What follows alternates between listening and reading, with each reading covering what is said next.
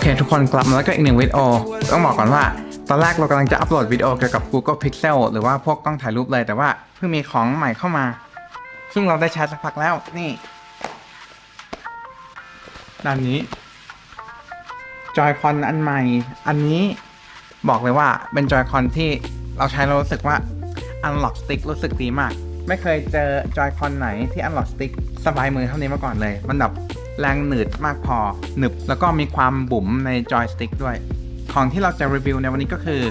Omelette Mini Joypad Controller Disclaimer ต้องบอกก่อนนะว่าวิดีโอนี้ไม่ใช่วิดีโอสปอนเซอร์เราไม่ได้รับสปอนเซอร์จาก Omelette หรือจากใครๆเลย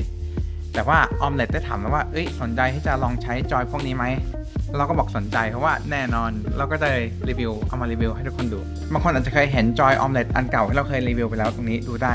ซึ่งอันนั้นเนี่ยจะมีขนาดใหญ่กว่ามากจับขนาดมือเหมือนกันแล้วก็มีปุ่มข้างหลังแต่อันนี้บอกเลยว่าขนาดไม่ใหญ่เท่าแต่ว่าใหญ่กว่าจอยคอนขึ้นมาแล้วก็จับถนัดมือดีเป็นแบบ sweet spot จุดกึ่งกลางที่ใช้ได้เลยเพราะว่ามันไม่ใช่ว่าเราจะอยากได้อันใหญ่ๆถือเต็มมือทุกครั้งบางครั้งก็อยากกับพกง่ายๆอย่างนี้บ้างดีเลยสบายมือมาดูก่อนดีกว่าว่าในกล่องมีอะไรให้บ้างอันนี้เราแกะมาแล้วทีนึงเพราะเราใช้มาสักพักแล้ว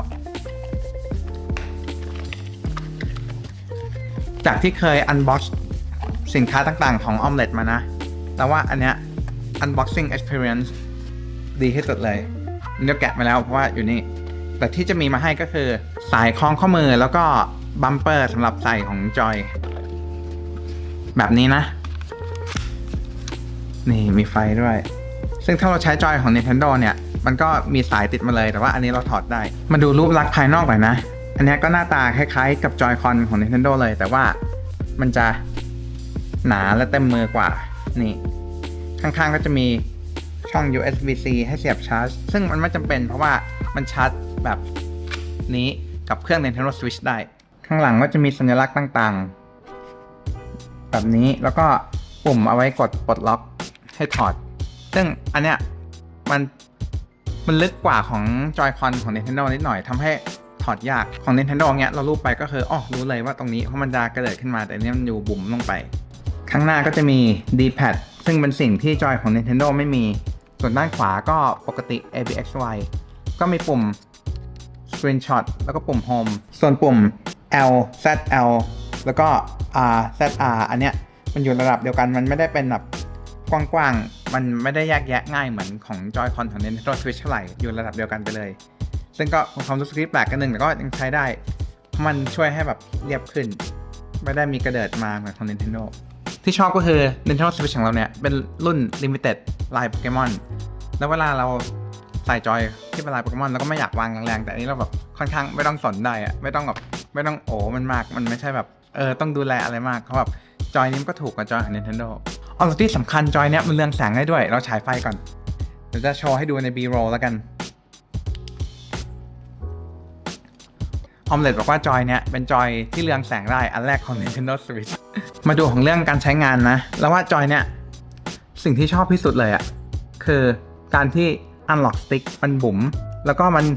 มีความหนืดที่พอดีอย่างที่เราบอกมาในต้นวิดีโอแล้วเพราะว่าอันนี้มันคือเทคโนโลยีเรียกว่า Hall Effect Analog Stick ซึ่งอันเนี้ยจะไม่มีทาง drift เหมือนรุ่นเก่าๆหรือที่ Nintendo ใช้เลยแล้วก็ยังรองรับ motion sensor ด้วยแล้วก็การสั่นของอันนี้นะเราบอกเลยว่ามันใกล้เคียงกับ HD Rumble ของ Nintendo ที่สุดเท่าที่เคยใช้และในจอย Third Party เราเคยเห็นจอย Third Party ที่ใช้ Hall Effect เหมือนกันซึ่งราคาก็เยอะกว่านี้พอสมควรแต่ว่า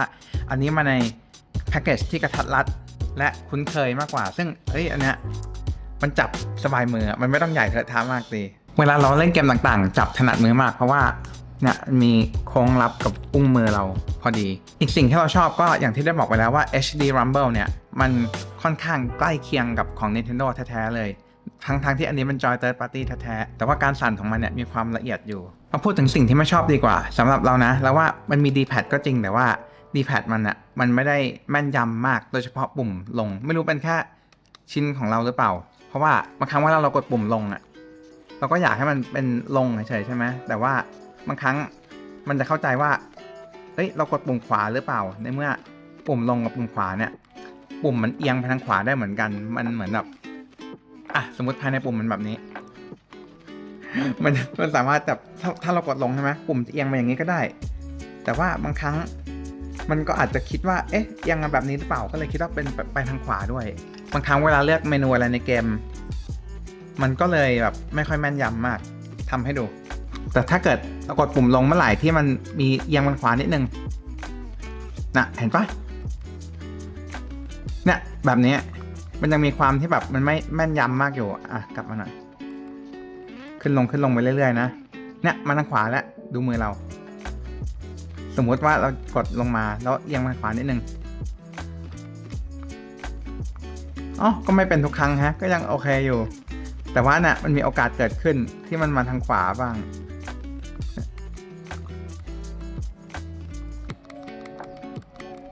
กดลงไปเรื่อยๆเลย